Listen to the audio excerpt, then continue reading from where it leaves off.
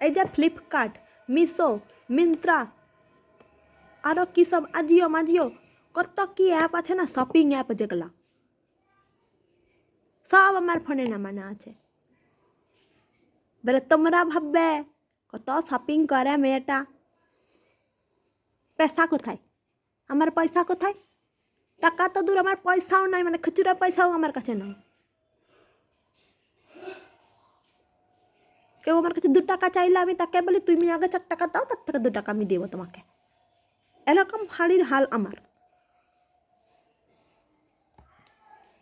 আমার শুধু শপিং অ্যাপে অ্যাড টু কার্ট অবধি আমার দৌড়।